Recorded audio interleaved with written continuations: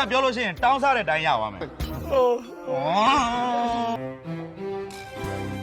ဟိုဆရာကျွန်တော်ခေါ်တယ်ဆိုလို့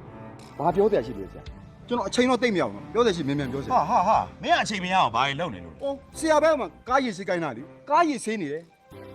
နောက်မှစေးဆရာပြောမယ့်တိုင်ဘယ်လောက်ကြာဟာစကားတွေရှည်နေလိုက်တာကွာ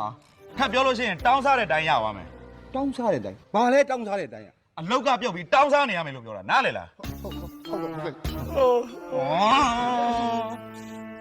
ပြောစရာရှိပြင်ပြောပါအာစရီရဲ့ဟာမင်းကညပိုကတောင်းမြန်ပြီလားဟာမဟုတ်ပါဘူးကလေးနဲ့အပြစ်ပြရှမ်းကုန်ပြီးရိုက်တာအတူတူပဲငါလှုပ်လိုက်ရဟာမင်းတို့ညဘက်တွေတိတ်အားနေကြလားဟမ်အဲ့ဘာလို့အဲ့ဘာလို့အေးအဲ့ဒါဆိုလို့ရှိရင်မင်းတို့ငါ့အိမ်မှာလာပြီးလုံကြုံရေးလာလို့ကြဟာဒါဆိုရင်ကျွန်တော်တို့ဟိုတယ်ဝန်ထမ်းလို့ပြောပြီးတော့ညဆောင်ခန့်လိုက်တာလားဆရာဟုတ်ဘူးဒီမှာငါသမီး2ယောက်တော့အရေးကြီးလို့မင်းတို့ခေါ်လာတာကွာဆရာသမီး2ယောက်ခန်းထဲမှာစောင့်ခြံထဲမှာစောင့်ရမှာခြံထဲမှာစောင့်မှာလို့ပြောနေတာခြံထဲမှာစောင့်ဟိုဆရာသမီးနဲ့ကဘာဖြစ်နေလို့လဲဆရာအကြောင်းရှိလို့ပေါ့ကွာဒီမှာရောက်နေမင်းတို့တွေညဘက်ကြလို့ရှိရင်ခြံပတ်လေကိုတေချာဆက်မအိတ်နဲ့နော်အေးခွေးတကောင်ကြောင်သမီးဝင်မလာသေးနဲ့ဟာဆရာဝင်လာတဲ့ရောရိုက်ပြကွာရိုက်ပြတယ်တက်ငါရှင်းမယ်အာစီရှင်းမှာနော်အေးအဲ့ဆိုရိုက်တယ်ရိုက်ပြီကွာရိုက်ပါတော့ရိုက်ကွာ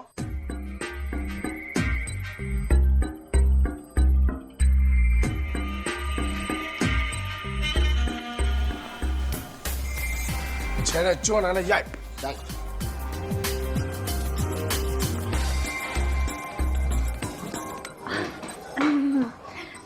ဖေးအိတ်သေးလားကြည့်နေလို့အော်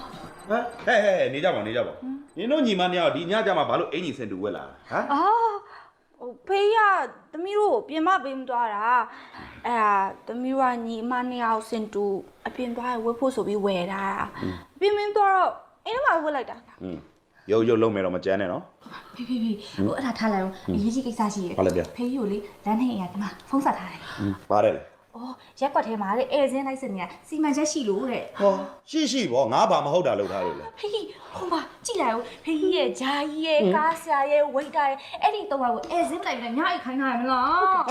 ဟာအေးဟုတ်တာပဲဒုက္ခပါပဲဘယ်လိုလုပ်ရကောင်းမှမသိဘူးလုံးဟေ့အောင်လေ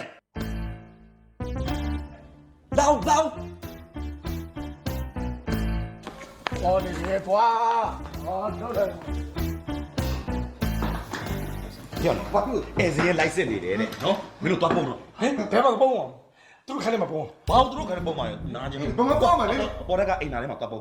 တိတ်ရောက်မှမထွက်လာနဲ့နော်ဟုတ်အာစီဟုတ်သွားဆောရှိရတော့လား